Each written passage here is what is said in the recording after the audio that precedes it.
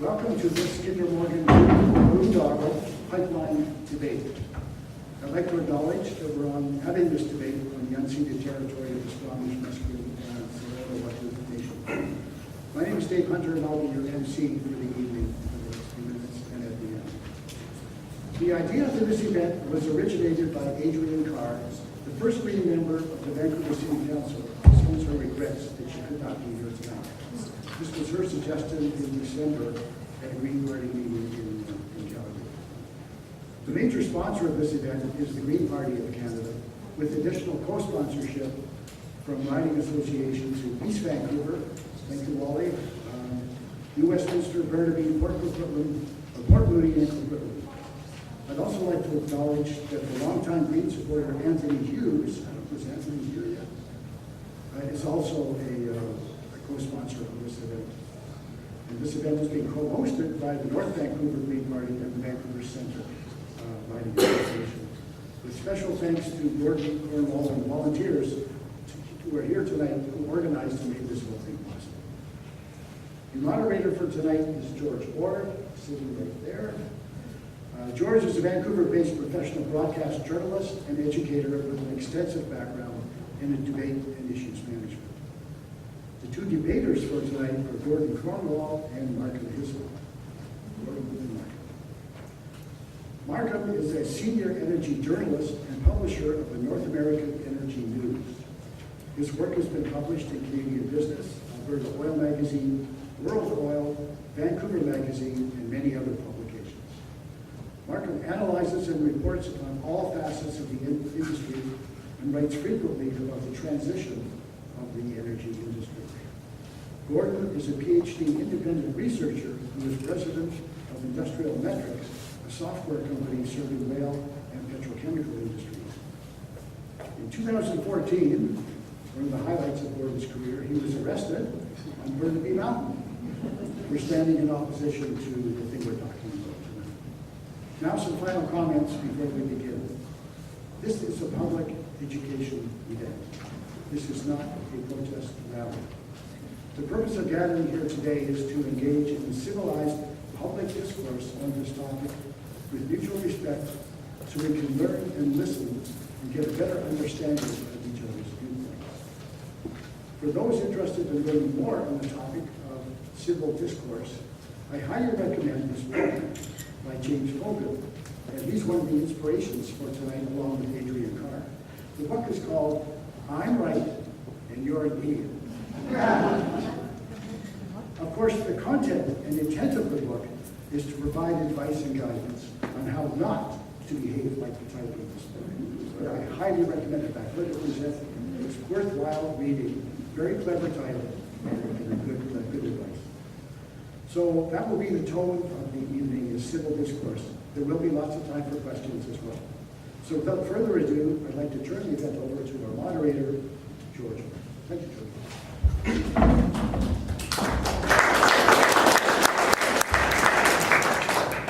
So tonight you have to work. I'm thinking everybody came in here with a pretty firm idea as to where they stand on this. And your job tonight is to be open to the prospect of the other side. I know, but you have to do it anyway. Just for this evening, we're not taking notes or anything, but the way this will work best is if you hear things that support your point of view and you go, yeah, and you hear things that run counter to your point of view and you go, just for the purposes of this evening, because ultimately this pipeline sounds like it will get built. So you're going to have to accommodate that possibility or take action to stop it. But that said, Kinder Morgan wants to triple their capacity. They want to run 900,000 barrels at any one time through a pipeline, fill 35 ships a month, which means there'll be more than one ship in and out of the harbor. This will become a much busier place. It'll be 1,100 kilometers of pipe, and it will have a lot of pumping station. It's a huge construction exercise, somewhere in the $7, $8 or more billion of somebody's money. All of this will get discovered tonight. The proponents say it will create jobs.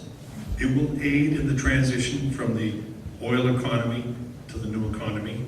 The opponents say one mistake, and it'll ruin our postcard harbor and our major tourism industry forever.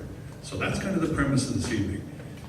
Like Dave said, this is a civil conversation. There will be a question and answer period, and if you have questions, that will be grand. But tonight, they're the speakers, so if you get up in front of the microphone and decide you want to be a speaker too, we'll get you to your question, because the more questions, the more interesting it can be. And we're going to start with Gordon. Gordon. Thanks, George. Welcome, Dave. Thanks, everybody, for coming. I'd especially like to thank Margaret for showing up here to support the views of industry and government. We tried a number of sources.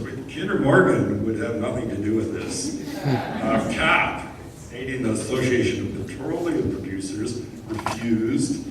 I called our Liberal MP, Jonathan Wilkinson, saying, well, don't you Liberals, doesn't the government have any experts who can defend your viewpoint? He didn't really have any suggestions, so hats off to Mark for showing up.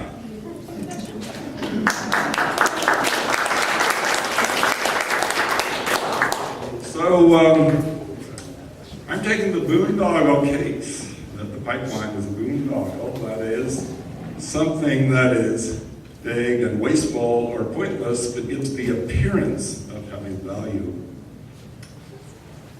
And the pipeline, as you probably know, was approved by the National Energy Board. Their approval came in 2015, I think.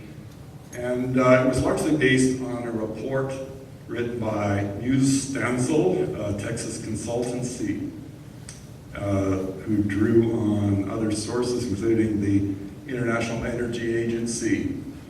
And Muse Stansel was hired by Trans Mountain, that is Kinder Morgan, to justify the expansion project to the NEB. The findings of the report were based on a computer model that they ran that predicts crude oil prices and flow volumes by different transportation modes, including pipe and rail. And what the model crunched and produced was the main finding that the Trans Mountain expansion project would have the effect of raising the price of Western Canadian crude oils by, there are different kinds of oils, so different amounts, but amounts ranging from $2 to $3 a barrel for the first 20 years of the pipeline, for a net benefit of 73.5 billion Canadian over the 20-year study period, which is the first 20 years of the operations. This price lift from getting the oil to Westridge Terminal in Burnaby is the so-called tidewater advantage. And the idea is that Asian markets will pay more than North American markets for our oil. The NEB accepted this as the main economic justification for the project. Now, I have to apologize for this slide. This chart is a little fuzzy, but maybe that's because of its source. This is the International Energy Agency's 2014 report. And you can see the black lines on the left are actual numbers. The colored lines are their projections. The top chart is oil demand, what they conceive of as the world's demand for oil. And the bottom chart is oil price. And you can see there's a rough correspondence between the two, although it's pretty rough. The red line, this projection here, is business as usual. It's kind of current trends projected out into the future. So that is what they conceive oil demand is likely to be, or sorry, that it would be if we don't do anything. The blue line is their reference case, which they considered the most probable. And that's if there's some mitigation, some carbon reductions due to government intervention and so forth. The green line is what they call their 450 scenario, referring to 450 parts per million of CO2 in the atmosphere. So they said that if we were to achieve the 450 goal, oil demand or oil consumption would have to fall starting around now. And down here we have price. Same scenario, except this is actuals. Higher price, of course, if demand is higher, and slightly lower price if we hit the 450 scenario that they consider unlikely. Note, however, that the price, even under this most favorable or low carbon scenario, is over $100 US per barrel. Well, we know that didn't happen. Those are actuals since 2014, and you can see that oil is fluctuating around. It dipped to 30, and now it's kind of floating around 50, but higher, but lower. And I'd invite you to think, as you look at this chart, what is the aberration here? Is it the drop in price or the rise in price that preceded it in 2008 and again in 2010? Looking at the cost numbers, price versus cost of production. So this is one source, Jeff Rubin. He's an economist, ex-CIBC World Markets. And his view is that break-even for new projects in Canada, new bitumen projects, is $90 to $100 a barrel, US. So if they can't get that, they're going to lose money.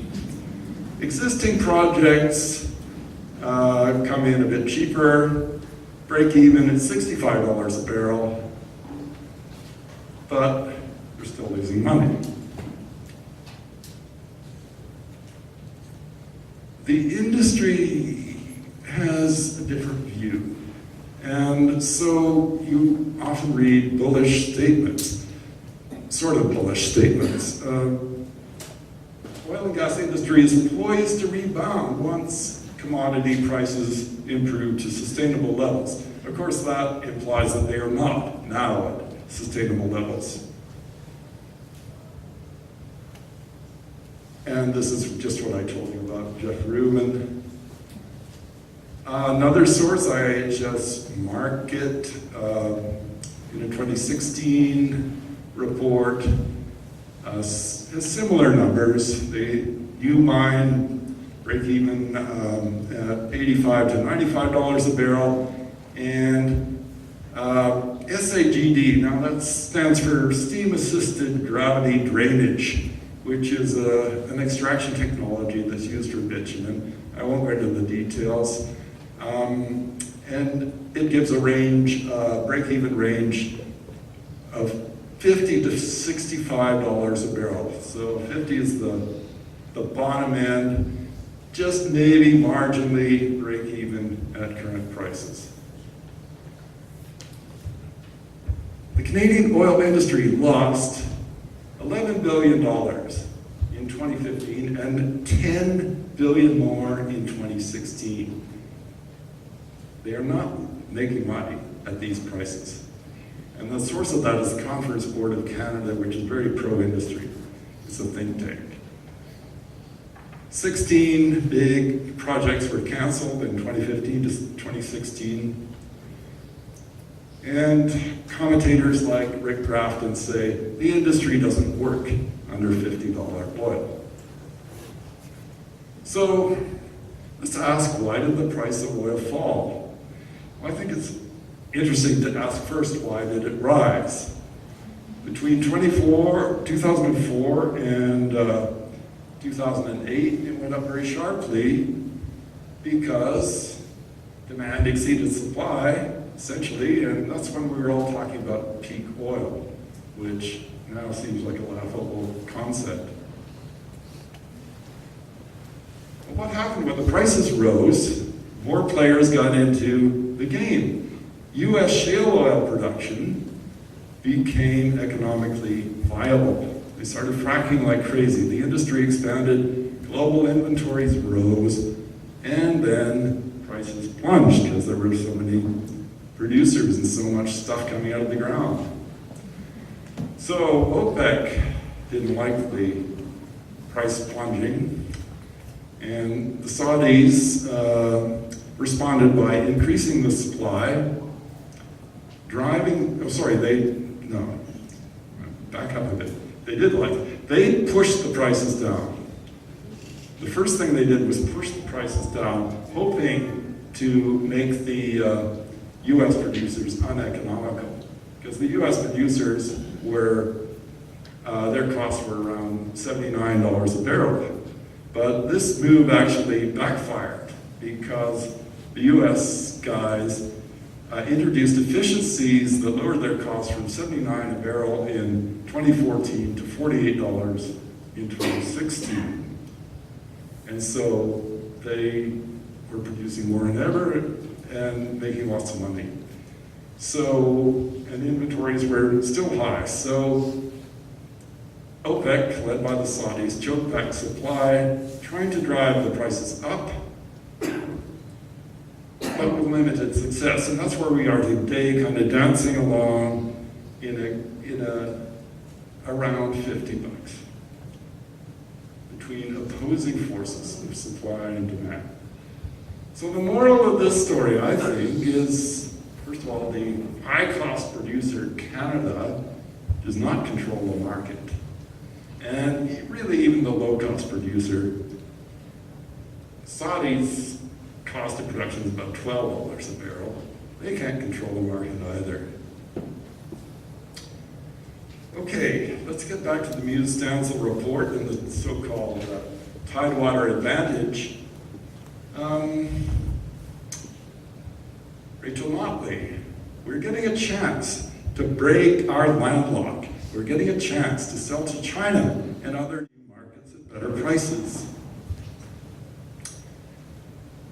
Here's a comment by another economist, Robin Allen, who was an intervener to the NEB. Before that, she was the CEO of ICBC for a while. 3 minutes? Okay. So she made the point that Alberta's heavy oil has failed to develop non-US markets, even as the NEB provided preferential treatment in 2011 to help them do it.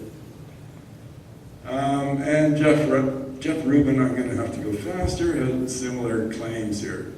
Basically, he's saying that Mexico's Maya crude, which is comparable crude to Canadian dilbit, trades at a lower price in Europe and in Asia, $8 a barrel less in Asia, compared to the prices paid in the Gulf Coast. There really is no Tidewater advantage. There was briefly when there was so much shale oil being produced, and the Americans could not get it to Tidewater. They didn't have the pipe, so North American prices went down, world prices remained higher, and there was a differential, but it only lasted about 3 years. Crude tanker arrivals in Vancouver. This is very interesting. Robin Allen researched this. We are being lied to by Kinder Morgan when they say there's 5 tankers a month now leaving Vancouver. It's not true. It was true in 2010, but since then the number has declined steadily. Last year it was more like 1 a month, just over. And so, if we really could get this new pipeline and fill it and ship all that oil overseas, we'd have more like 30 times the tanker traffic we have now. And these are the actual numbers of tankers going overseas, declining from 6 a year to 1 a year, which really strongly suggests that the industry tried and failed to develop an overseas market for Canadian dilbit. This is what happened to share prices of Canadian oil producers. iShares put together an ETF with all the top players in it. Here's what would have happened to your $10,000 invested in 2006. They went to just over 5, then they decided that it was such a dog, they terminated the fund. So economic benefits, well, the price lifts didn't exist. That brings this is benefits to government, 28 billion were projected. Take out the price lifts, it drops to 4.5. Taxes paid by the pipeline company were projected at over 3.8, I think, but Kinder Morgan does not have a very good record at paying corporate taxes. An interesting fact is that Kinder Morgan started life as a branch of Enron. You remember Enron? Their CEO is still in jail. And Kinder was a senior exec in that company. Anyway, in the US, they pay about 1% corporate tax on profits, in fact. I'm cut off. Okay. Thank you.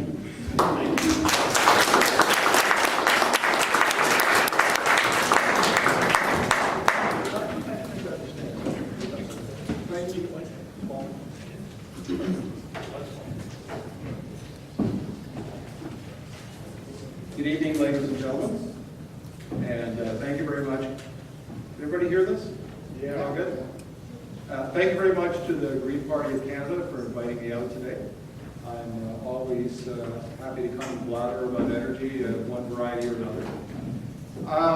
First things first, everybody raise their hand that's got a rotten tomato. Nobody? I was waiting for my family to raise their hand. Well, look, I've only got 15 minutes, and I don't want to make Gord's mistake of going over time. But the truth is, here's a problem. Now, I live in White Rock, and I've lived here for 7 years as an energy journalist.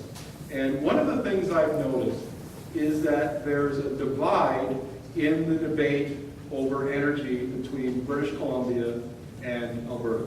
Now, when I talk to energy economists, I interview energy economists all over North America, down in Texas, over in Calgary, in Ontario, wherever. In British Columbia, the tone here, like for instance, Robin Allen is not an energy economist. I'm sorry, I know Robin Allen is a darling of pipeline opponents and industry opponents here. Robin Allen gets her analysis just flat out wrong. I've gone through, you can read one of my columns from last week in which I took apart some of her numbers. They don't work. The energy economists that I talk to don't agree with her. They're simply flat out wrong.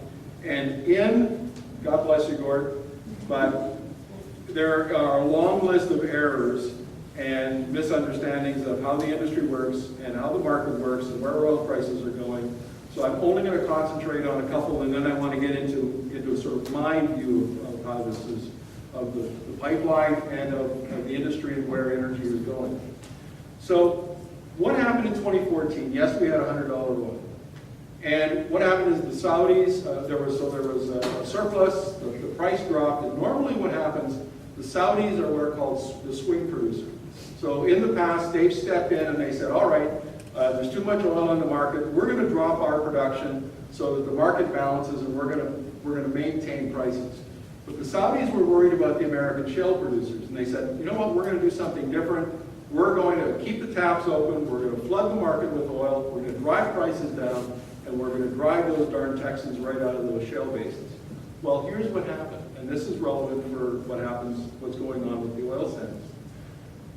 When they drove them down, and I remember having this debate with colleagues in 2014, 2015, because I do a lot of work in Texas. And I argued that the American shale producers would innovate, they would bring new technologies to the table, they would drive down costs, and they would remain competitive in global markets, and that's exactly what's happened. And when Gord says that they had to get together 2-3 months ago and they put together this deal to limit production so that they could work the glut out of the global oil market, that was basically them raising, the Saudis raising the white flag to the American shale producers. They lost the war, the Americans won that. Now, here's why that's relevant to the oil sands. The oil sands have done essentially the same thing. Gord referenced IHS Markit. Kevin Boon is the lead analyst there. I interview him all the time about these very issues. I wrote a column about it last week. By the way, there's a radio station in Edmonton where when I'm on, they have the Martin drinking game, where every time I say I wrote a column about that, people who are listening get to drink, bend the elbow. So feel free if you brought any libations with you, because I'm going to say it a lot. So anyway, what they did is the Canadian oil producers drove down costs in a big way. And the costs were distributed in 2 ways. One of them, they stepped on their suppliers. And I interviewed Mark Salkin from the Petroleum Services Association of Canada, and they got hammered, 40%, 50%, sometimes 60%. They brought in reverse auctions online to drive down, to really beat up on the suppliers. And it's tough. I mean, companies have gone out of business. People have been laid off. It was really a tough couple of years, but they brought the cost down. The second thing that they did was they brought in innovative technology. And there's all kinds of things. They brought in longer lateral legs on the steam-assisted gravity drainage wells. They brought in innovations around in the mining to make it more efficient. They've driven down costs. So Gord mentioned that IHS Markit said $50 for SAGD and $85 to $95 for mining. Those are just flat. Those are out of date. As of last week, those numbers are more like 35 to 40 for SAGD, and they are somewhere in around 60, 70, sometimes 80 for the inefficient producers for mining. Now, here's the really good news, because you guys are Green Party of Canada members, and you're going to like this. 2 years ago, Albertans did the unthinkable and elected an NDP government. Rachel Notley and the NDP ran on a climate mitigation policy platform as part of their platform. What they have done is nothing short of miraculous. They have the most aggressive climate mitigation policies in North America, and they have worked with industry to start decarbonizing the oil sands. Now, what's going to happen, there's 2 things that they're going to do. One on the SAGD side, the reason it's called steam-assisted gravity drainage, anybody know how that works? Basically, you drill a big pipe, and then you've got a long lateral leg, and you have 2 of these. One of them, you pump steam into the bitumen. That softens it up and makes it less viscous. And then the other one has the other well has a pump in it, and it pumps that oil up the surface. So the reason why Alberta oil sands crude is more carbon intensive is because of all that natural gas they use to create the steam. Well, the industry has been, in that attempt to get its costs down, has been experimenting for about a decade with different technologies to replace steam.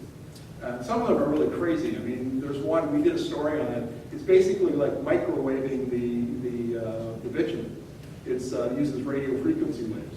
But it's one that is going to work, and that's already started to be implemented, is they're using solvent, diluent, to soften it up instead of steam. And what they call the steam-oil ratios, the amount of steam you need to get X amount of a barrel of oil, are dropping and dropping and dropping and dropping. Now, you've probably heard of the oil sands emission cap of 100 megatons a year for the oil sands. That's a Notley policy.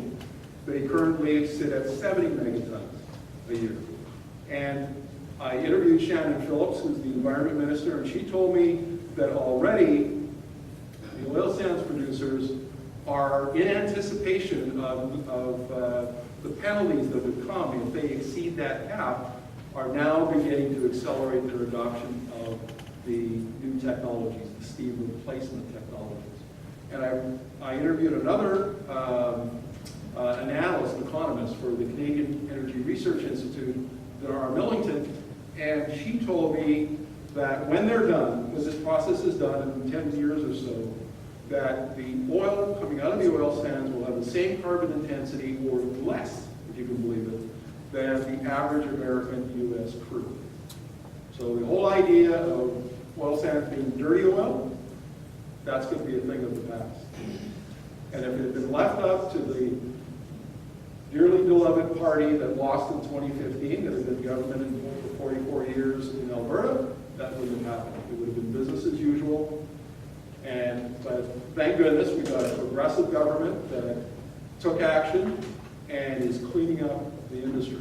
And there are, how many minutes have I got left? 7, 8, 8. Oh, I'm only just begun. I'm just getting warmed up. So what's happened here is, and I could go on for an hour telling you about all the technical innovations and the process innovations, the paraffinic froth treatment that's going to clean up the carbon intensity of the crude oil from the mining operations, all of that kind of thing. Tremendous technical innovation going on within the industry right now. And it's great news for those of us who believe that emissions have to come down and we have to hit our Paris targets. Now you're probably seeing me up here in my suit thinking, what's a corporate shill talking about? The Paris Climate Accord targets. Let me explain. My claim to fame in energy journalism is that I have written and reported extensively on the transition from fossil fuels to clean energy technologies. And I've probably done more than any other energy journalist in North America on that topic. 30 years ago, when I was just a poor graduate student at the University of Saskatchewan, I did a thesis on the transition from horse-drawn technology to power farming. And all the theory that I read way back when, turns out it's applicable to energy technology. And so what I've done over the last 5 years, I've developed a model for analyzing and predicting and forecasting around clean energy, any technology, but in particular energy technology. I've looked at electric vehicles and stationary batteries and wind power and solar power and all of those kinds of things. And I write about the energy transition because it's about technology. We're taking technologies that produce fossil fuels and consume fossil fuels, and we're transitioning, basically, we're electrifying the economy. We're going to develop and fuse an entire suite, thousands and thousands of technologies that will allow us to do everything with electricity and do it cleanly. And there is, I call it the electric utopia. For those of you who are young enough, and I hope that you're still around in 2100, you will enjoy the electric utopia. And I talk about that transition. But the key point here for this discussion about Kinder Morgan and the Trans Mountain expansion pipeline is that it takes a long time. Anybody here know Václav Smil? Bill Gates' favorite author? Look him up. He's a Canadian. He's the foremost authority on energy transition. And Václav Smil told me that energy systems change at the rate of 3% a year. This is not Moore's Law. Nothing's going to happen. We don't double efficiencies in 18 months. Energy transitions are so large, so complex, and so interrelated that they change very slowly. And there's nothing we can do about that. You can't, if you speed up, here's another, we'll get to this later on, Dave, I want you to think about this. If you want to speed up the transition to clean energy technologies, you must accept that higher risk and higher cost. When you compress the timeline, for every unit that you compress it, the risk goes up and the cost goes up. And as Green Party members, if you're prepared, and you're prepared to convince your fellow Canadians that the risk and the cost are worth it, then governments can put in place policies to speed that transition. You'll get electric cars faster, you'll get renewable energy faster, you'll get energy efficiency faster. So far, you've not been successful. Risk of what? Ontario. Basically, they're breaking their electrical system, their energy bills, their electricity bills are through the roof, and it's a big political issue. So that's one example. So that's the issue that I want to put to you today as Green Party members. It can be done, but you have to build the political consensus to get it done. Hasn't been done so far, but you can do it. Now, I argue that if we go on at the rate we are, where Canadian and North American governments, basically, the state, provincial, federal level, continue as they are, we will be a minimum of 50 years to finish the energy transition, and probably 2100. So 83 years. During most of those decades, fossil fuels, including oil, will compete with the emerging technologies. And you see it already today, right? Oil and gasoline is competing with electric vehicles and electricity. It's only begun. Who knows how many electric vehicles there are in BC registered right at this moment? 4,668. In the greenest province in Canada, out of 2.7 million auto fleet in this province, under 5,000 electric vehicles. So we're at the very early stages, folks. And during that time, the fossil fuels are going to compete. And that means oil is going to compete with electricity for transportation. And that means there's demand. So, 2 minutes.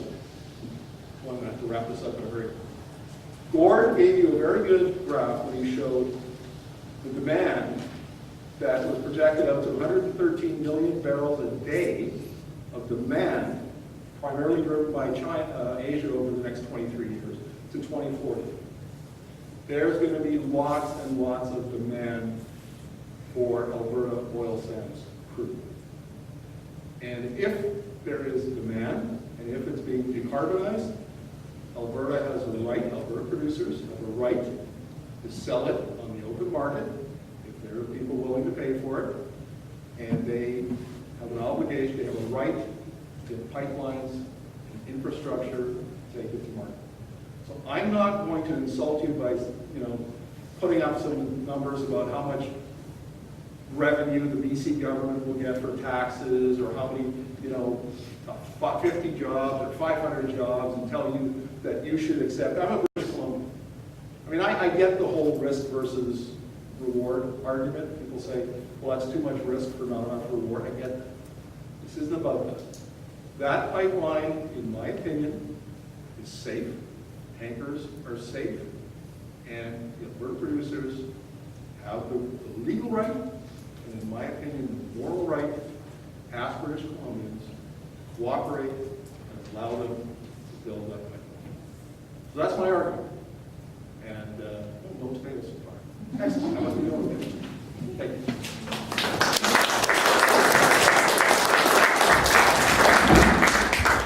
Oh, great, everything's not black and white.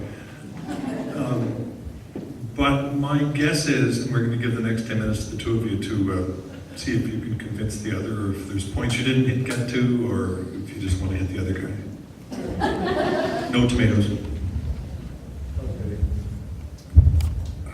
I'll start. It's too bad Robin Allen isn't here to defend herself. She couldn't make it. I did invite her and she was interested, but she's away. You say your analysis is wrong. You didn't go into detail. But let's move on. You do admit the industry lost $21 billion in 2 years. Okay, so they, and that is because Canada is the high-cost producer. You talk about innovative technology that's likely to bring the cost down. You say, now I haven't seen those numbers. I haven't seen, and I've looked, You know, I've looked online, $35 to $40 production cost for Site D. I don't know, are you sure you're including the capital costs and not just the marginal costs of production here? Because you got to include the capital costs. Those include all of the costs, including a 10% return on capital.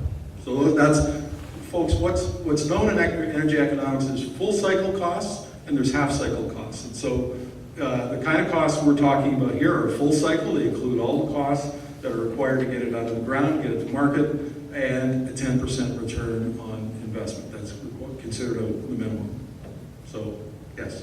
It seems to me that if we're looking at a race between the Canadian producers and the U.S. shale oil producers, they lowered their costs from 78 to 79 to 38, 48.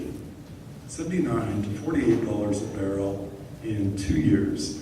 And my impression is, from everything that I've read, that nothing like that is happening in Canada. Sure, there are always innovative improvements, marginal improvements, incremental, but nothing like that. You can make your SAGD lines a bit longer, but it's not going to change things radically.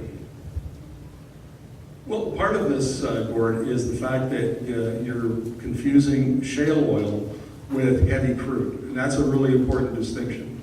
Because, folks, shale oil is very light. It's very, I forget what the API rating is, but Bakken oil, remember we've seen Bakken oil, the one that Lac Megantic in 2013 that blew up the town? That's almost like liquid gasoline. I mean, that has it's a very, very light, it's like 10-day API. But the crude that gets produced in northern Alberta is a very thick. I mean, bitumen is like peanut butter, is what it is. So it's a heavy crude. And there are 2.7 million barrels of refinery capacity down in the Gulf Coast that are set up just to process and to refine heavy crude. They can't refine light crude, they're set up for heavy crude. Now, those refineries up to now we've only got 10% of that market. The rest of the market has been supplied by Mexican Maya. But the Mexicans have got big trouble with their oil industry. It's been in decline for a lot of years now, and it's not coming back anytime soon. In fact, it was so bad they had to open it up to the private sector, and Pemex has now got competition amongst with mostly American companies. So that's one competitor that's declining. Venezuela, everybody knows the economic troubles of Venezuela. I mean, the oil industry is literally on the verge of collapse. Not because it's a bad industry or has high costs, it's because the political structure of the country is ready to blow apart. So Venezuela is no longer a reliable supplier of heavy crude. And the third one is Nigeria. And we run stories all the time about the Niger Delta Avengers and various factions that are blowing up pipelines and sabotaging the industry. So the main competitors for Canada can't provide a consistent supply, are politically unstable, and that means there's actually plenty of demand down in the Gulf Coast for Alberta crude. I think that all oil competes in the world market, and heavy oil is required by the refineries in the Gulf Coast. They expect it, and they're built for it. But that's an example of the infrastructure driving the price in the market. And if you just look at heavy oil versus light oil, it all is made into the same products, gasoline and so forth. In fact, the market likes light oil better than heavy oil and pays more for it. We're still a high-cost producer. Well, okay, so let's not. Is anybody being bored by this, or do you want us to continue talking about production costs? I'm fine. I can go on in great detail and talk about the Permian Basin down in Texas and so on. But let me sum it up this way. The Texans down in the Permian, the Eagle Ford, are the two most prolific shale basins in the U.S. And they have driven their costs down. Some of them are, if you talk to Scott Sheffield from Pioneer, they are actually competitive with the Saudis. That's how low they've driven their costs down. So Gord is absolutely correct, that the Americans are, in the shale basins, are a lower cost producer than the Canadians in the oil sands. But that's not who we compete with. As I just pointed out, we compete against other producers that need a much higher price in order to make money, and they're basically bankrupting their state-run oil companies as a result. So Kinder Morgan and the oil producers would not want to build Trans Mountain expansion if there wasn't demand in a market. If somebody wouldn't buy it, they wouldn't build it. And the same with Keystone XL. If there wasn't these refineries in Texas to buy that heavy crude, they would not build that pipeline, and others, the Alberta Clipper, and there's other pipelines that are being built and being planned. So Gord is obfuscating a little bit, but the fact is markets and capital will tell you where the demand is, will tell you where the price is and what's viable. And Cenovus and CNR, two wonderful Canadian companies, just spent $32 billion to buy out 3 foreign oil companies in the Alberta oil sands, because they believe that there's a huge future in that industry. They believe it, and the sellers believe the opposite. Whose stock plunged? Cenovus plunged, ConocoPhillips went up. But anyway, you will agree though that if there's enough light oil, we don't really need the heavy oil, right? But it doesn't work that way. So in the 1970s, this is why Alberta doesn't have any refineries, or very few of them, just for domestic consumption. In the 70s, there was a huge expansion of refining capacity within North America. What the companies did is they did it all down in the Gulf Coast, or most of it, because that's where they could send tankers in and out, and it was cheap, and they got easy access to other markets. So that's where the capacity is. And they spent hundreds of millions of dollars building these refineries. They don't want to build anymore. Nobody is going to be building. I just interviewed energy economist Michael Moore, not that Michael Moore, the other guy. And he said, forget it, electric cars will overrun oil long before anybody builds another refinery in Alberta to refine the Alberta oil sands. So the industry, because of where the refineries are located and where the infrastructure is already in place, the industry is structured. And nobody is going to alter that structure at this late date. So, Gentlemen, I'm going to jump in. I think in listening, I'm trying to keep up with the numbers. I have no idea. I think the equation has lacked a whole moral component, which is, I think, the purpose of the Green Party in this conversation. We're talking about a marketplace determining, we're talking about market values, we're talking about economics. And my understanding of a lot of the people in this room is the conversation needs to revolve around what should we do as good people in this regard. Does that enter it? And I'm starting to ask questions. I didn't think that's what we were talking about, George. Well, it is now. Okay.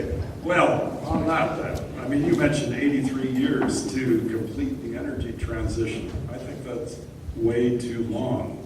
We can't afford to wait 83 years. why, George? Because is inconvenient for you? I mean, technology is going to happen. It works, it develops and diffuses at a pace that is inherent to itself. It doesn't care what you think of it or what you need it to do. What are you going to do about it? It doesn't need to be that long. The world is ahead of us in adopting green energy technology, and something I'll get to in the second part of my talk. But we can afford it, you know. I mean, because 83 years with so much greenhouse gases in the atmosphere that large parts of the world will become uninhabitable, and the sea level will rise and inundate Florida. But George, I agree with you. Sorry, I can't jump in here? Oh, no, right, you just kept my name wrong. Oh, I'm sorry. I'm middle-aged, I forget these things. My apologies. That's okay. Gord. Look, Gord, you were down in 2014 and got arrested at a protest. What in the world good did that do? Did you accomplish anything? Did the protesters accomplish anything? Gave the company some pause. It was an effort to slow things down. Huge media. You got Huge huge media. media. Would have been bigger if it Worldwide had ever come to media. trial. Yeah, worldwide media. And I'm just, at this point, you have a question? Please. Are we coming to? Yes, I don't have a question, but I'm just going to say that people who want to come and ask questions, it's just a technical matter. We've got 2 mics set up.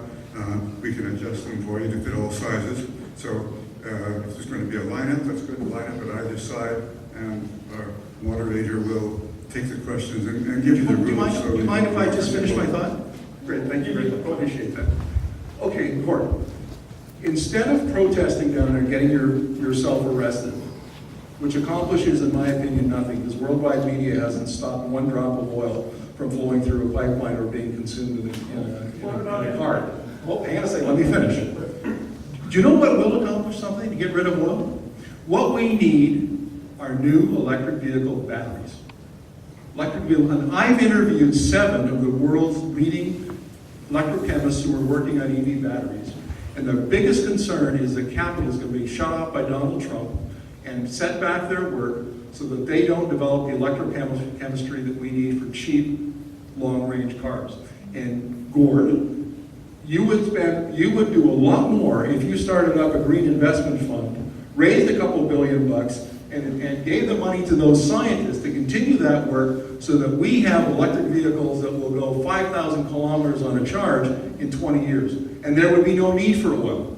So, and my point, just to wrap this up, supply side environmentalism around pipelines and the oil sands is futile. You're going to lose every time because there's too much demand, and you all drove here in cars, you know what I'm talking about.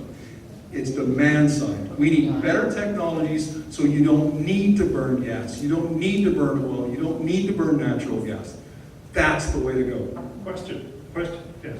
Sorry, I agree with that. Yeah, my question is directed towards Markham, and I appreciate a lot of your comments you've been giving tonight. They're very insightful. One of the things I'm curious about is that Kinder Morgan has not announced a final investment decision to build, okay? And my understanding is that they've put out an open season to the marketplace to ensure that there's a market demand to build. Can you talk a little bit about, what is the status of that open season? Has it closed? Like, has it generated the demand for it? Because I believe that maybe the market might just not be there. I question that. And so I'd like your comments about the open season and is the demand really there? 2 points on that. That's a very good question. And we won't really know until the capital is in place. But in terms of the supply of oil, so customers who are willing to contract with Kinder Morgan, my understanding is that that's in place. So but now they're doing an initial public offering, they're doing an IPO to raise the $7.4 billion. And one of the interesting things that's happened, as Green Party members, you'll appreciate this, there is a thing called the Equator Principle. Anybody familiar with that? There's 250 international banks and financial institutions that have agreed that when they assess a project to finance, that they will also include Aboriginal, Indigenous people's issues.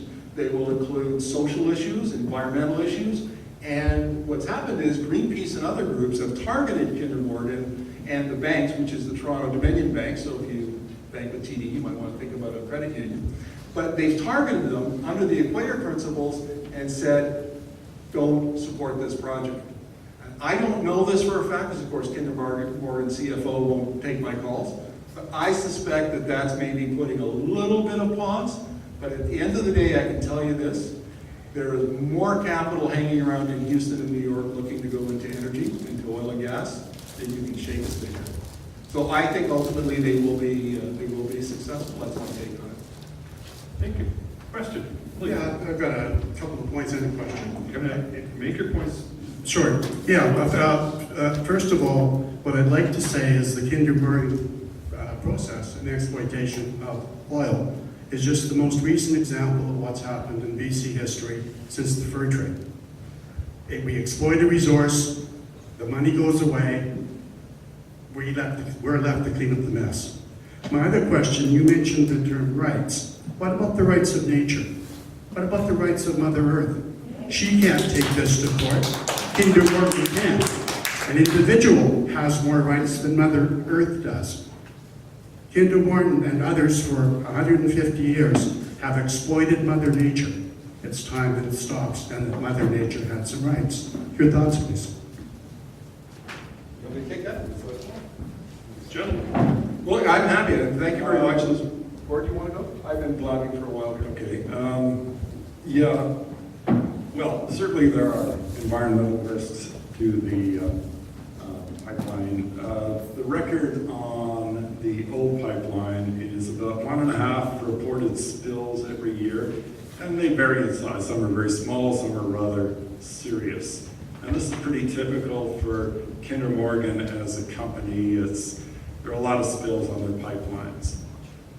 The tanker risk is maybe somewhat less. The statistics I've read are that there are not a lot of oil tanker spills these days. The tankers are built a lot better.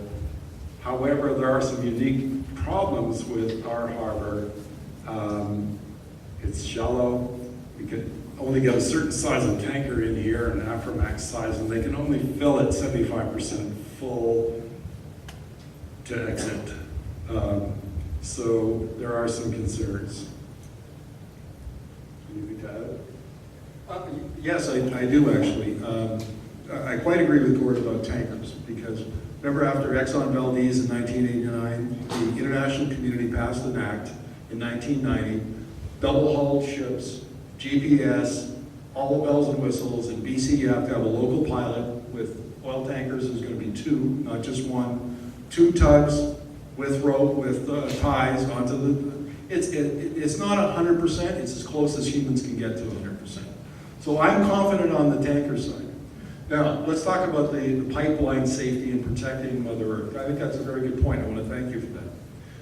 One of the things that, if you go back and you look over the spill record for this pipeline, as I did dating back to, I think it's 53, there were a lot of spills in the early part of the pipeline's life. Kinder Morgan bought it in 2003. I interviewed their VP of operations, and he told me about how they replaced half the steel in the pipe. It really needed to be upgraded. It hadn't been upgraded for a while. And they had brought in some modern technology for leak detection and that sort of thing.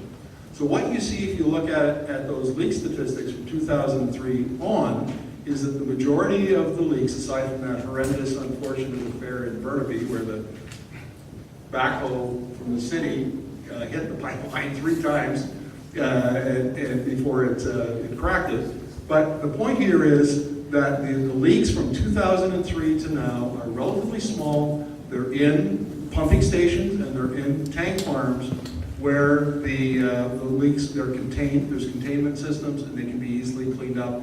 If there is a leak on the pipeline, the Oil and Gas Commission requires the pipeline operator to clean it up and remediate it. The rate of leaks in, I looked at the same thing, is pretty steady from 1953 till now.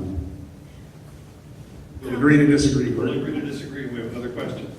I just want to preface this saying that I live with an anxiety disorder, so I'm very nervous, and I'm just a lay person. I'm not a scientist, but I have traveled all through Alberta and through British Columbia in many pristine areas, and I have a major concern about the Alberta Glacier, which is just above where the twinning of the pipeline is going to be happening, just north of Kamloops.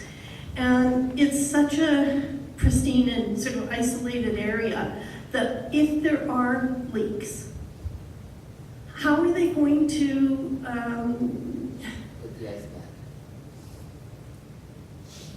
how will they be notified? Like, what is the process around a beautiful glacier like that having oil leak into it? And this Alberta Glacier then leads down to the Pacific Ocean through the rivers, through the Fraser River and many other rivers along the way. So the notifications, I don't see how that system is going to be working in isolated areas. I don't know if that makes sense, but...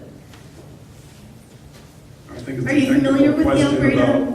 about how do they know when the pipeline is leaking? So Alberta Glacier, are you familiar with it? It's a huge glacier along I that haven't route, been. along the piping, the twinning of the pipeline. And I just wonder when, because I'm sure there are going to be leaks along that pipeline, and they are going to affect glaciers such as the Alberta. What is the process around fixing those cracks or whatever problems may exist with the pipeline in that area? It has to be immediate. Well, the stuff is impossible to clean up. It's very sticky, gooey, thick stuff. And being dilded, it's full of dilute, which is a kind of volatile hydrocarbon that allows the bitumen, which is very thick and viscous, allows it to flow. So it would definitely be very hazardous and make a terrible mess and be devastating to the wilderness. We understand that it will be devastating, but what is the process along the pipeline that is going to be notifying Kinder Morgan?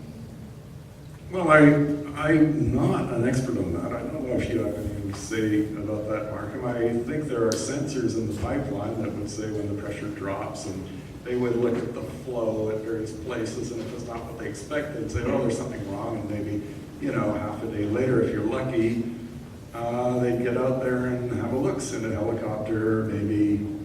I don't know, I just think it's very scary, and like you referred to the Burnaby incident, where the guy came, turned the pipe the wrong way, or where they were supposed to close it and actually open it up. A good friend of mine lost her home, and that was a 3-generation home. She's now living in Falls Creek, and if something like that can happen, where there are people everywhere that could come and cope with that, and yet they did the wrong thing, how is it going to? Well, certainly accidents are going to happen.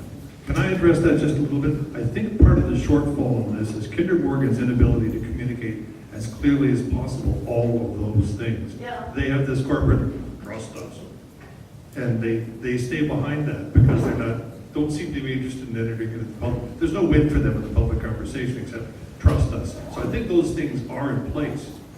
I'd be surprised if they weren't, but the challenge is we don't really know to the degree that we might. Can I jump But in? all of this pales, I think, the risk of spills and whatnot pale in comparison to the risk of too much carbon in the atmosphere. But it is part of the concern that drives people to the conversation. Yes.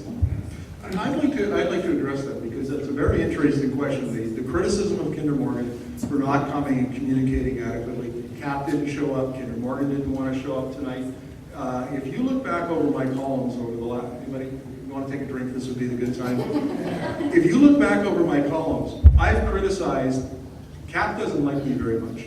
And I'm not well liked in the Calgary C-suites. I hope that burnishes my reputation a little bit with you folks. But one of the things that I've done is criticize industry for taking a 1950s communications model to communicating with British Columbia. Now, I'm in Calgary all the time. Our business is based there. My kids are there. I'm there all the time. I'm talking to people, and they treat British Columbians as a given. They take you for granted. They make no effort to understand the political culture out here. They make very little effort to understand your concerns and to address them. What they do is they have a regulatory model. The National Energy Board from the back in the 50s required them to go out and do community consultations to talk to only the stakeholders. Stakeholders were governments. Stakeholders were politicians, municipal governments. They were people along the path, the right-of-way of the pipeline. They weren't folks like you that had concerns about the environment, that had other issues. And that the industry is still stuck in the 1950s. The fact that CAP wouldn't come out here to defend and talk about a $7.4 billion energy infrastructure is amazing to me. But I have been to many meetings in Burnaby where Kinder Morgan had representatives, and still my questions were never answered directly. So I'm just trying to find any kind of venue where I can get some answers because I do care about it. Would you come up to me afterwards? I'll give you my business card. Let's communicate by email. One of the things that I love about being a journalist is that I'm a curious kind of guy. I always have been. So when I don't understand something, I go, why is it that way? Well, I'll just phone up 3 experts and I'll interview them and I'll write a column about that and I'll figure it out. So what I will do, ma'am, is we can communicate. You explain to me what the issue is. I'll do a story about it, and we'll get to the bottom of it. I'll get you answers. Couple more questions. Questions? Martin, this one is for you. When you talk about how shipping bitumen through the pipe is steam-based and how you're switching to solvent-based, there's a couple of things about that that I find quite disturbing. For example, we consider clean to be more than just not producing carbon. So convince me that your solvent is better than steam or going off fossil fuels. So what you're asking is the solvent, when it's injected down into the bitumen. What is in the solvent, period? Because, well, one of the things that I've heard, and I don't know, is there's really only about 6% of oil in bitumen. So maybe you could help with that too. Well, that depends on the quality of the bitumen resource. I don't have an informed opinion about it. But be that as it may, your question is the solvent that's used as part of the process better and environmentally safer than steam? Well, convince me, because I would say that it is not. Well, right, but I think there's like a 98 or 99% recovery of that, and they recycle it and reuse it. So it's not being left down in down below ground in the oil reservoir. But in that solvent are things like benzene and toluene, and those things evaporate into the air, kind of hang in a cloud. And even having that terminal where it is, that's surrounded by mountains on a flat body of water, and that cloud sits in that spot right over. I'm sorry, I don't have an informed opinion about the terminal question. It's not something I've written a story about. In terms of the what goes on downhole, those wells are often a mile, 2 miles deep, and so the emissions during the extraction process, to the best of my knowledge, would not be an issue. And they recycle what they do use most of it. I'm sorry, did I answer? That's about the best I can do. This is as a journalist. I'm not an engineer. I'm just a journalist. The things that I've written about, I know well. This is not something I've written about, so I'm not as informed as maybe I'd like to be on this one. You're saying it's safe because it's deep in the ground. But it's also being shipped through the pipes, and it's still, if there's only 6% of oil in actual tar sands bitumen, then I can't see how this is really feasible to even consider moving forward with this project. Bitumen has a much higher carbon content than light oil, and that means that when it's burned, it's going to do more damage to the atmosphere. Well, let's address that for a moment. See, I think one of the confusions that's arising in this question is the fact that there's 30% diluent in the pipeline, and there's 70% oil, it's 70% bitumen. Bitumen is clay and sand, and they take all of that stuff out, and that's why they process it in the mine. They don't just mix it up with the diluent and stuff it through the pipeline. I mean, they process it and mine it. And remember that 52 or 55% of the oil is produced by SAGD, so it actually comes down as oil, as crude. Excuse me, Mark, it's bitumen when it's separated from the sand, is it not? It is bitumen. And then it is diluted with diluents, becomes dilbit. When it's processed, when it's separated from the sand, then it becomes it's a thick oil, like a heavy crude. That is bitumen. That is bitumen.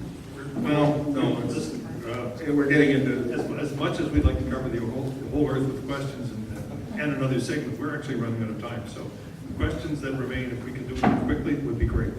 Can I first just remind people speaking into the microphone about 2 inches away and try not to turn sideways because we can't hear you so much. Okay, my question is for Gordon. I have to say that the reason I really care about environment, but I'm not environmentalist, is because I think you got to work with the industry to accomplish your goal. My question is that is there any way, like instead of like especially those Western countries, instead of those environmentalists in Western countries oppose all those projects, is there a way, like, for example, in the future, we would have a carbon trade system globally? Can we help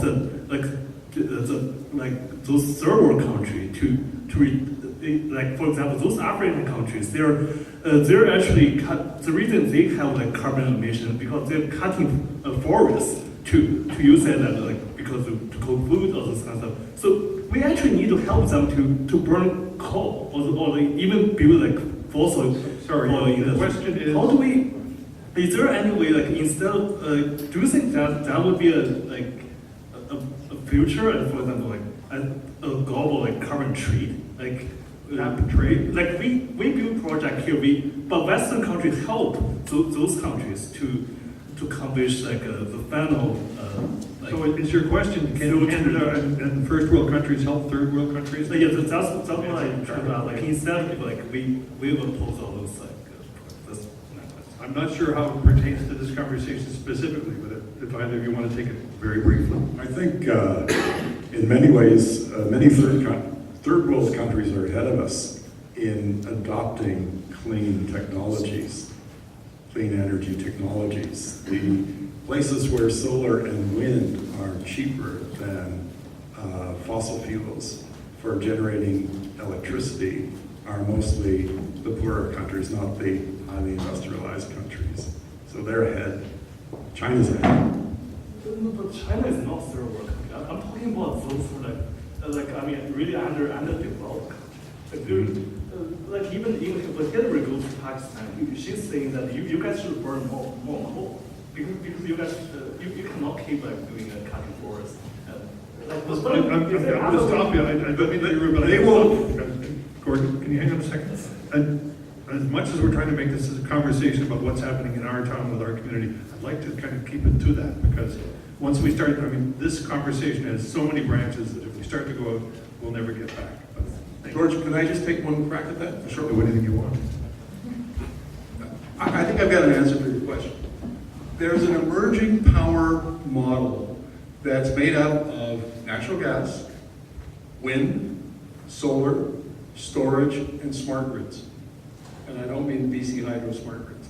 I mean smart grids. And what it is, you think of it like the telecommunication system we have now, the sophisticated system that you can hang all sorts of like cell phones and data and faxes and texts off it. That's what's going on with power generation and distribution. And you can do it in microgrids.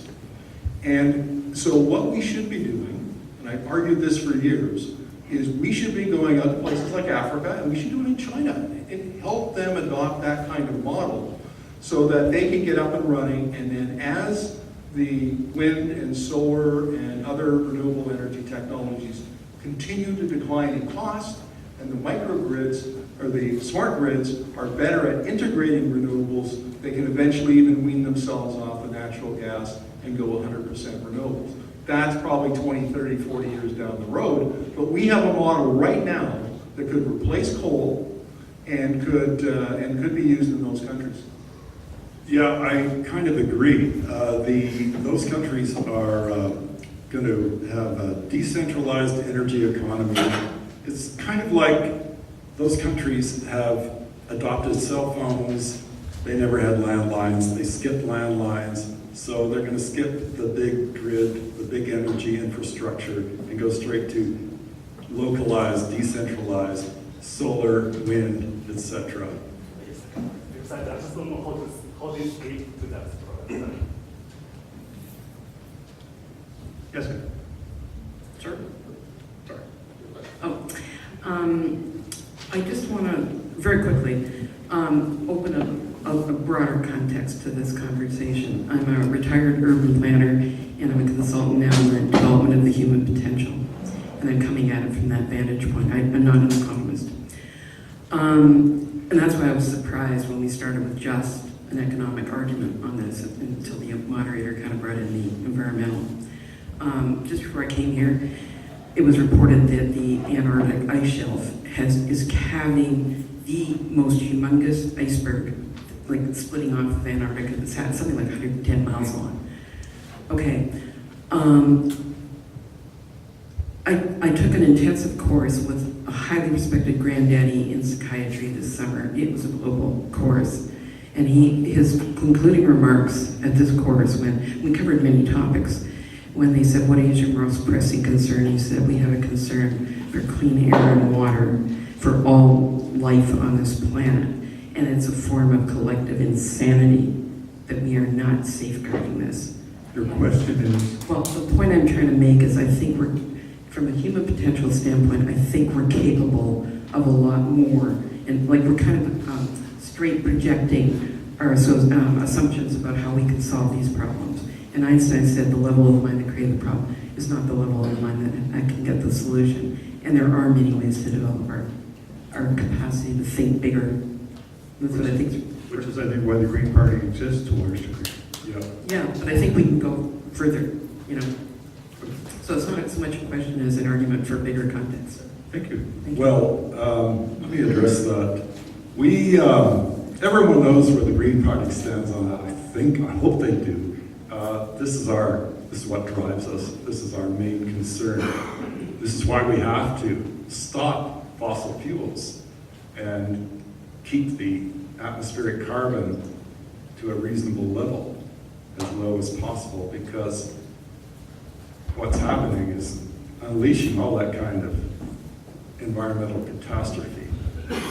But people expect that from the Green Party. So tonight we thought we'd take a different tack and go at the other side of the argument. Many people believe that, yes, there are environmental risks, but hey, there are economic benefits, and we can't afford not to exploit our fossil fuels. Trudeau says things like that. What country would leave all this oil in the ground? Well, Gordon, I'm going to jump in. We lose the room in less than 10 minutes. And there's a couple more questions we'd like to get to. We're done at 9, are we not? no. It says 9:30 on 9:30. Keep going. We do have another hour. let that man talk. If we go through these questions, we're not really going to get much further than where we are. We had 10 minutes for questions. We did, but we have people who want questions, so we can either move ahead into talking more about the impact of carbon, or we can Try to answer. speed them up. Can I just wrap a nice little bow around this one? Yep. Ma'am, I agree with you. But this winter, in the 7 years that I've spent in the Lower Mainland, was the harshest one we've seen yet. Did anybody here not turn on their furnace, their fireplace, did not keep themselves warm, did not drive? Yeah. 1, 2.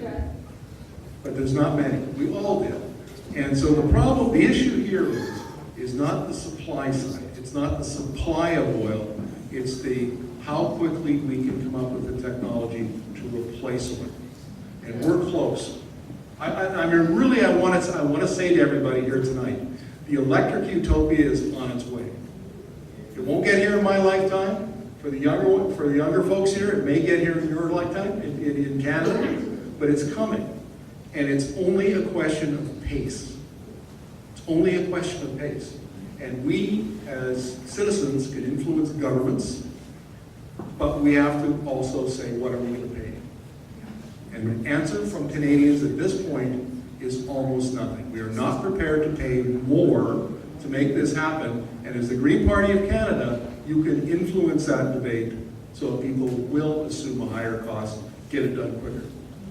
We don't need to pay a higher cost.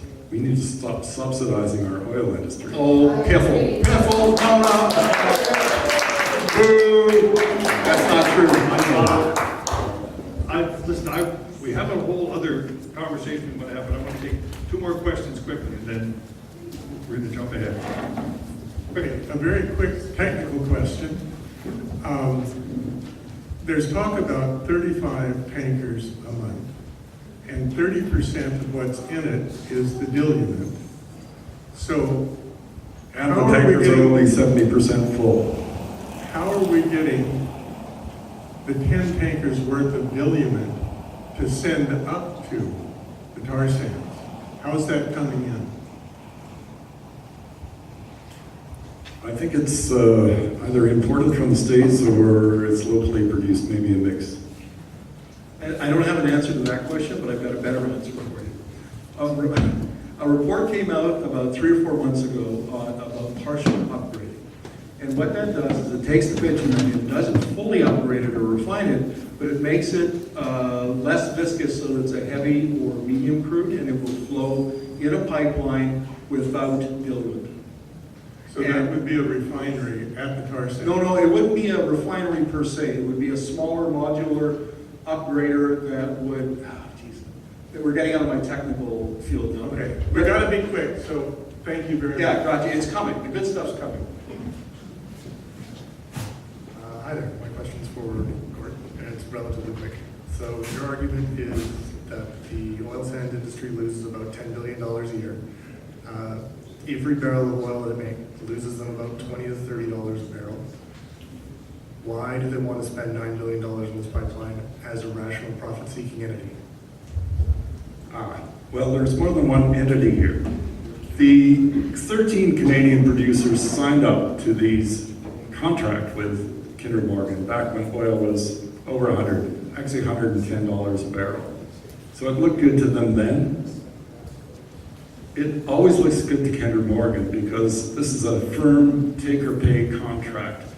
The producers are on the hook whether any oil flows or not for 80% of the pipeline's capacity for the first 20 years of operation. Does that answer the question? Gord, God love you, but that's gobbledygook. Let me explain. I talked earlier on about how you talked about profit-seeking entities. Well, the first thing that happens when the price of a product drops is the company tries to reduce its costs, correct? Because eventually they have to get back to profitability.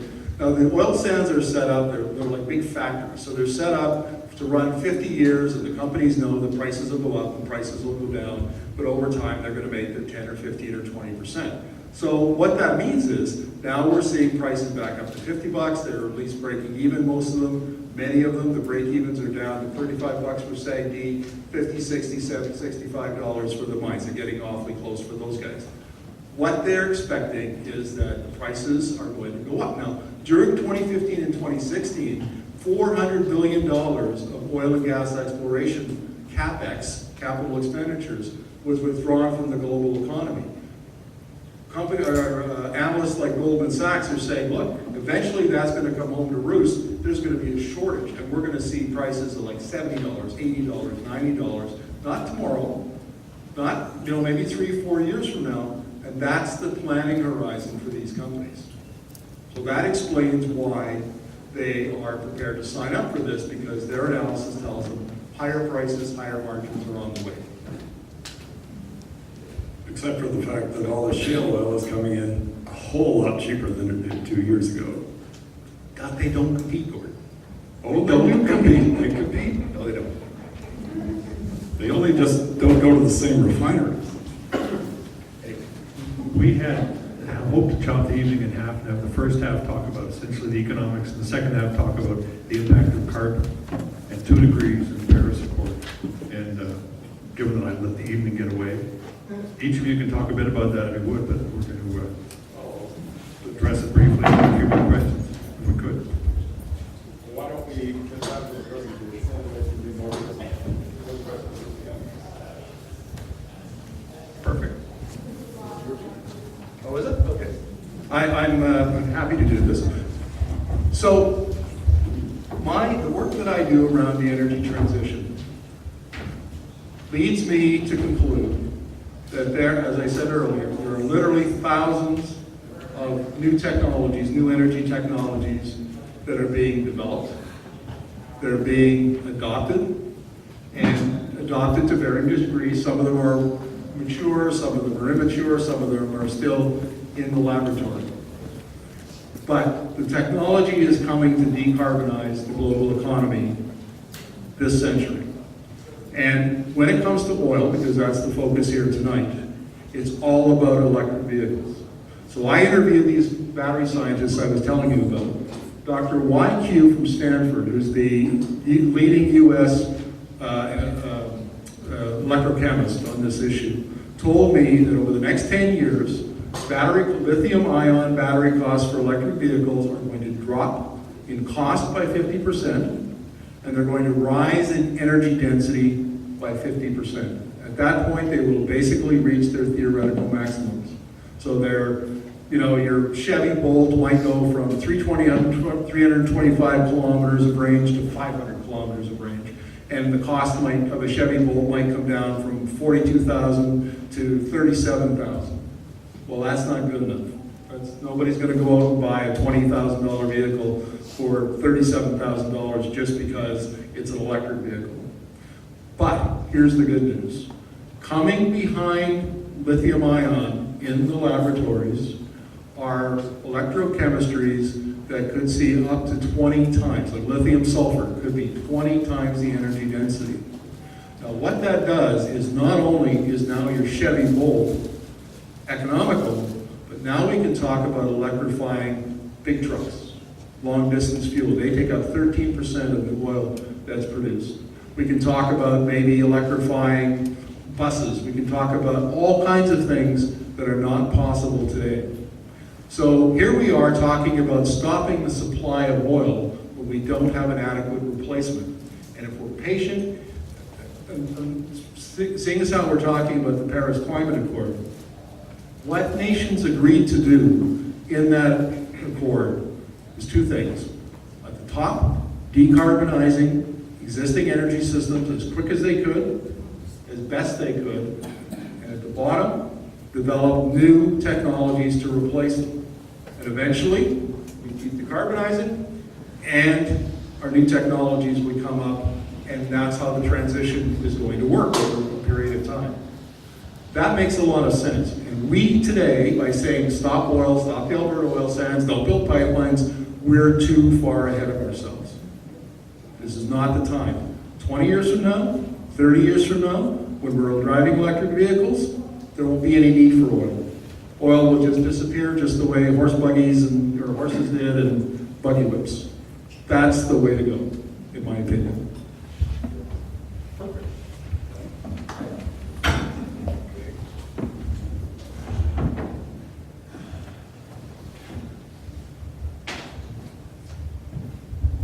I guess you already know my opinion is that that's way too late.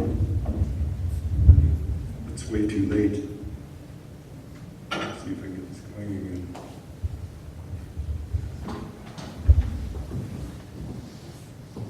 While the board gets this stuff set up, it is too late, but if we keep dithering trying to stop something that can't be stopped, instead of working on something that can replace it, all we're going to do is drag out the inevitable and make it even longer. Ready to go, Gordon? Or can I keep yammering? We keep increasing the supply so much, you're kind of diminishing the need for it, right? To develop. Well, see that? If you're increasing, it just pulls you back and cause more of a need to develop and get right after it. See, but if you... It's just getting out of whack. It's not right. I mean, what is it, 10 tons more oil send out here? What is that? We don't need that. We certainly don't need it in Canada. Okay, We're so you're... encouraging other countries to use it. We shouldn't be doing that.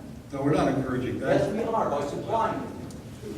If we refuse to supply it, if we withdraw our 4 million barrels a day from the global market, the Saudis could replace that tomorrow afternoon. Russia could replace it the day after. So what does Canada have to do? Oils have done nothing but poison our oceans, our air, our children, our health. We keep clear-cutting our trees, and you're saying bitumen is a higher carbon burner, and we're going to harvest it and send it out? It sounds like insanity. It sounds like talk is cheap. No. Yes, it does. Oh, that's beautiful. That's all right.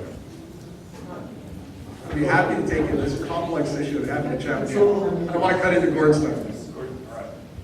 We're going to skip through some of this. We talked about it a bit. Big sell-off of the multinationals have been busy over the last couple of years getting out of the oil sands, which may mean that they know something.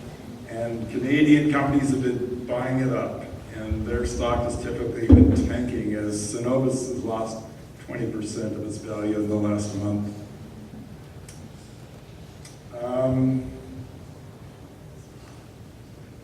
So I was going to ask the question, if things go wrong, who's going to pay for it?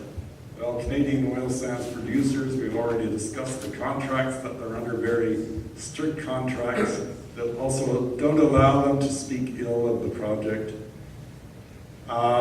Canadian governments, perhaps, are pretty committed to oil sands and probably would bail them out or try to. Big six banks have exposure of hundreds of billion to the industry.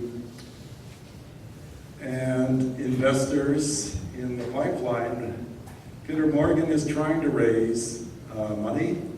They've approached pension plans, including the Canada Pension Plan, and teachers, Ontario teachers, the Caisse de dépôt de placement de Québec, and we don't know the answer yet, but CPP has a history of doubling down on the oil sands. When the stock market cratered last year, the oil stocks, they bought more, so they might invest in this too, but I think it's risky.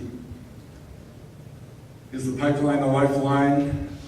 Canada, as the high-cost producer, is recklessly doubling down on its high-cost fuels, even while acknowledging sometimes that it's a sunset industry. The Kinder Morgan pipeline is a boondoggle. It should not be built. And that is my first part. And we'll go into round two.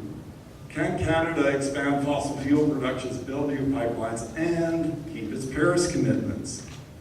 Well, our Prime Minister has said different things. In Paris, he said, Canada's back and here to help.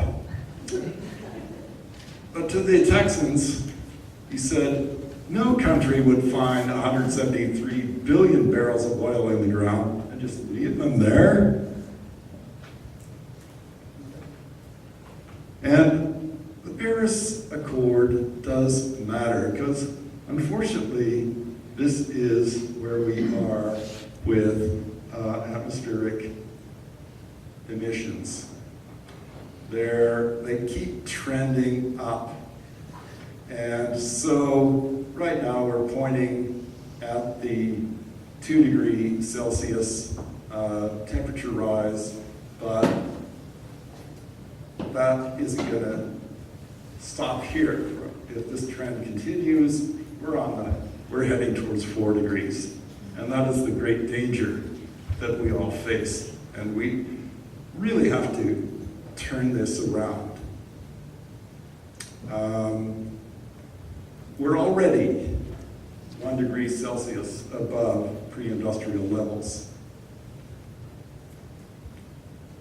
So, take Trudeau's statement, no country would find 173 billion barrels and leave them there. Well, it might if it lost money on every barrel sold. And we've talked about that. Mark and I disagree. He thinks the Canadians have some technological tricks that'll make it profitable again, but I'm not so sure. I don't think the price of oil is going to jump back up, and I'm not sure that they can really, they're losing the race with the shale oil producers. And they might leave them in the ground if the leaders prioritized huge future losses over modest present gains. The huge future losses being like the inundation of Florida and Tuvalu and Richmond and places like that.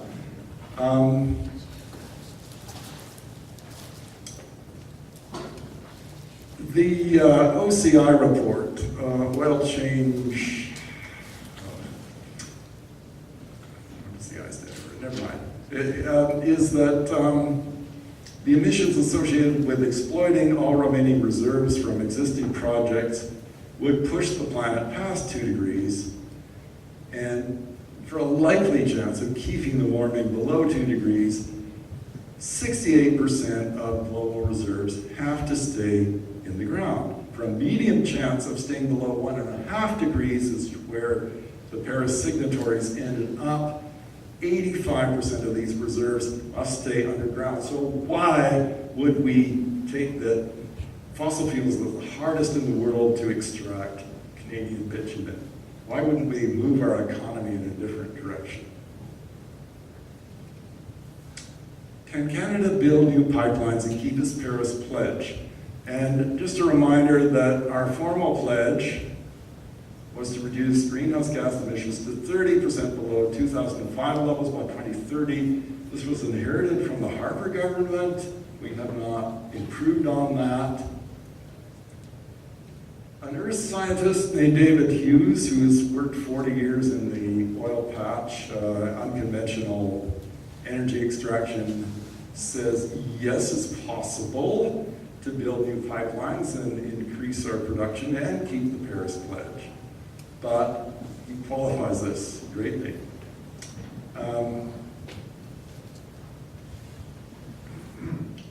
And this is his analysis.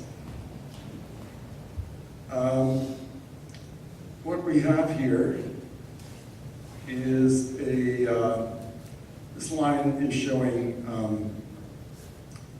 basically increased production to Rachel Notley's 100 megatons a year cap that she's promised to hold production to as long as she remains in power. What the Conservatives would do if they came back is another story.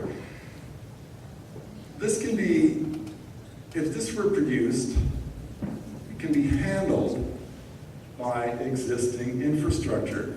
All these pipelines below the dotted line have been built and are in operation. And here we have rail capacity. Any oil that can't be handled by existing pipelines can go to rail. And really, the rail is just there to handle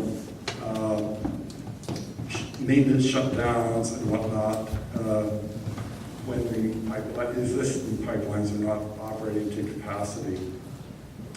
And if anybody's worried about Lac-Mégantic, we can talk later about rail, and it really is not a bad choice for bitumen. It's not so volatile. So,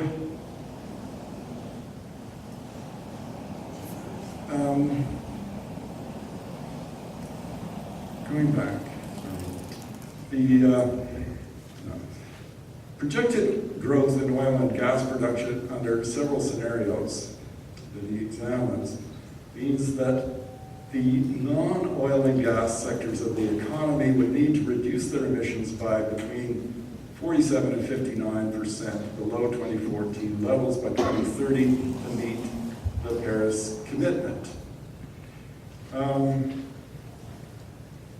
This level of reduction is nearly impossible without severe economic consequences. So here he lays it out. This is the line of greenhouse gas emissions that we would have to adhere to if we're going to meet our Paris commitments. But if we develop the tar sands to expand them to Notley's cap, that infringes on it at the bottom line. It means it squeezes the entire remainder of the Canadian economy by a minimum of 47% from 2030 levels. And so it squeezes agriculture, buildings, houses, heavy industry, transportation, electricity. And you must remember that 2030 is only 13 years away. So the question then becomes, okay, we're going to expand oil production, we're going to meet our Paris commitments, where are we going to make those cuts? of 47%, which is 235 million metric tons. Well, thinking about this, I thought, well, it'd be great to take it from cement. Maybe cement is a low-hanging fruit because, everybody knows that cement production produces lots of CO2. In 2012, 13 million tons of cement were produced in Canada, and for every ton of cement produced, we release 3/4 of a ton of CO2. So just about 10 tons of cement production in 2012. Greenhouse gases were released. And here's the interesting thing. There are new technologies being developed in Canada that will produce cement without releasing CO2 from limestone. And some of them actually take CO2 from the atmosphere as part of the curing. I'm going to get you to wrap it up. I don't want to interrupt, but I'm going to have to because I think he wants us to respond to what you're saying. Well, I had my 15 minutes. I have 15 minutes. When we answer some questions, we'll be here until 10:45. All right. I'll go quicker. So, if Canada was able to make all its cement production carbon neutral by 2013, we'd eliminate about 10 million tons of CO2 annually. The trouble is we need 235 million tons. So it really doesn't make much of a dent. And it's really unrealistic to think that we can do this. So the answer is no. Skip a sign.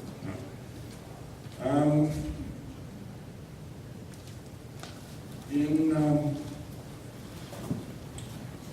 Here's an interesting fact, though, in transfer hope, that in 2015, new renewable power projects, wind, solar, and geothermal, were by far the largest single source of all new energy generation in the world, adding more to global capacity than all other sources combined. Wind is getting cheaper.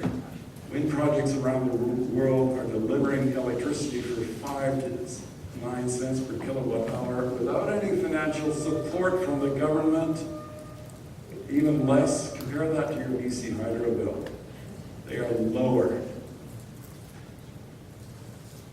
Bloomberg says solar is cheaper than wind, world energy hits a turning point. In 60 countries, including China, India, Brazil, solar energy dropped to $1.65 million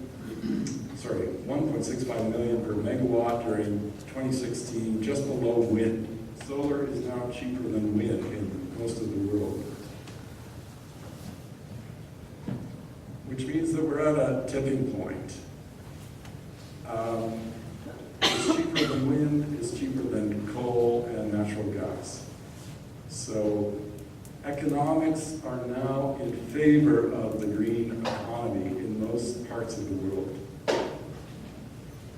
And you can see that the adoption curve for wind is impressive, and for solar, it's even more impressive, up 4,600% in 8 years.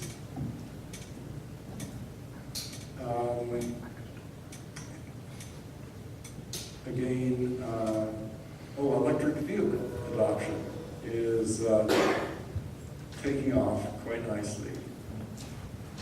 So can Canada have its carbon credit and eat it too in the form of selling bitumen to Asia?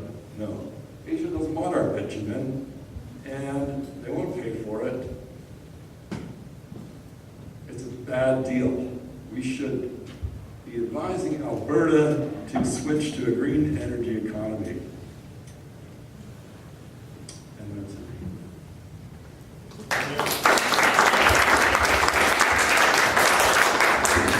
And I suspect you may have something you want to just guess. Ladies and gentlemen, energy is one of the most complex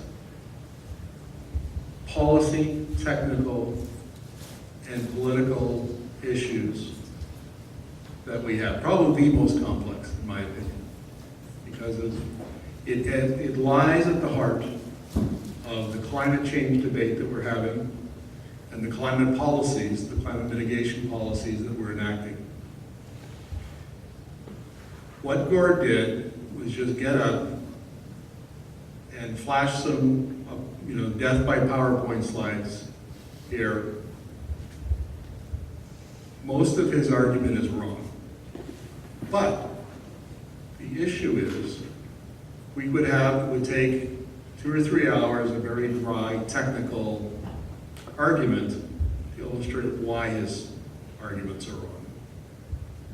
So, I'm going to try to keep it simple. And I ask you, encourage you, come follow me on theamericanenergynews.com. You can read my Markham on Energy columns, where I go into much greater detail, numbers, expert interviews. Talk to the people who are involved in this, the scientists, the economists, who are doing these kinds of studies. And the issue that we have, the thing that Gord leaves out of his analysis is this: it's technology. Technology got us to where we are today, and we are in the midst of the greatest technical revolution the world has ever seen. I'm neck deep in energy stories every day. I write about it, I interview these scientists and the experts, and there are thousands and thousands and thousands of technologies that are being developed, adapted, modified, adapted and developed again when they go back for the next generation to the manufacturer, to be more energy efficient so that our buildings use less energy, our vehicles use less energy. Everything we do is becoming more energy efficient, and we are moving towards an economy that will run off electricity.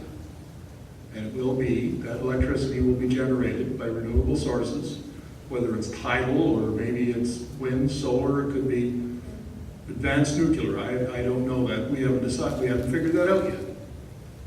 But the answers to all of Gord's questions that he raised, what carbon intensity of bitumen and how are we going to get it to market and who's going to use it, at one point or another, technology, better technology, is part of the answer to those questions. And the young fellow who was up and talking about profit-seeking corporations and why are they putting all these billions, tens of billions of dollars into this? Why are governments supporting it? Well, I interviewed Jim Carr, who is the Canadian Minister of Natural Resources, last summer. And I started it off and I said, Mr. Carr, Mr. Minister, here's my model of the energy transition. And I gave him kind of the overview. He said, would you agree that the Trudeau government bases its energy and climate mitigation policies on energy transition worldview? And he got real excited and he said, yes, that's exactly what we're doing. And nobody understands what we're doing and how we're going to decarbonize and that we're going to have all this great technology that we're going to help. That's our model, he said. But they don't explain it very well. It's not well understood. And so Gord has a very dour, pessimistic view of the oil sands and of the pipeline. I have a very positive view. Where we're going, the pipeline and the oil sands are not the be-all and the end-all. They are part of the transition to a clean energy economy, and we're going to get there. But in the meantime, while those new technologies are competing with the old ones, we're going to use oil, we're going to need pipelines, and Canada has an obligation. We've always been hewers of wood and drawers of water.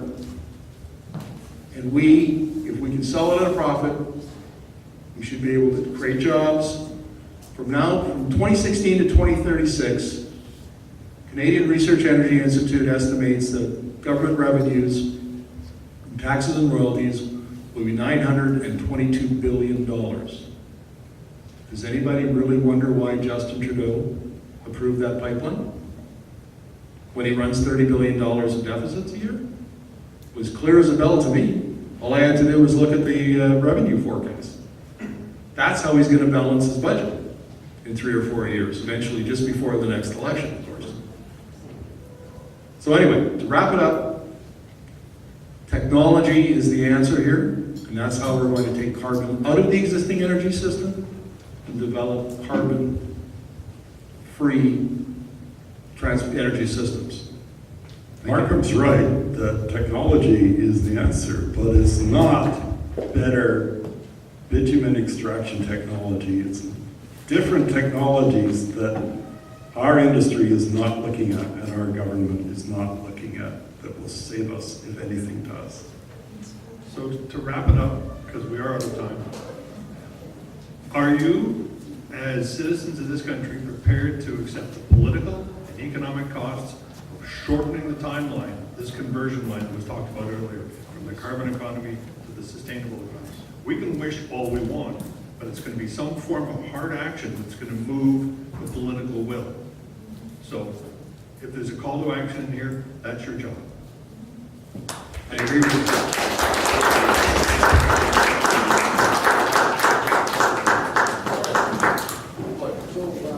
Sorry, just want to wrap it up. Everybody's an answer. Just going to quickly wrap it up. Thank you, George, for moderating tonight. Thank you, George and Mark, for coming and debating. James Hogan would be proud. Nobody called each other an idiot. You said I wasn't wrong. A number of times, I might add. I'd like to thank the volunteers who helped out tonight. Donna, Andy, Tricia, Allison, Ken, Jody. Thank you very much. As you know, when you have events like this, it's volunteers behind the scenes that help make things go. If you'd like a copy of Gordon's slides, leave your email and name at the front desk, and he'll be emailing you these slides. We hope that what you've learned tonight will be useful when you get to the polls over the next 4 days. Remember, it's early voting the next 4 days, as well as on the 9th. And I'd like to wrap it up with my some MC prerogative here and take exception to the 83 years I heard. It's going to take us to get to where we need to go. I just read the other day about a country called Norway. It's similar to us. Oil is a big part of their economy. They're coal, they're up north. In 2015, the end of 2015, 21% of the cars in Norway on the road were electric, not hybrid, electric. 21% at the end of 2015. That was, current estimate is 25% of cars in Norway are electric at the end of last year. Their government had the political will, with the support of the citizens, to accelerate and not wait 83 years to invest in new technology to take them up to where they should be. So I think in Canada what we need is the political will to copy our northern cousins in Norway and do what is right for the country. It can be done. It doesn't have to wait 83 years. So thank you. That ends the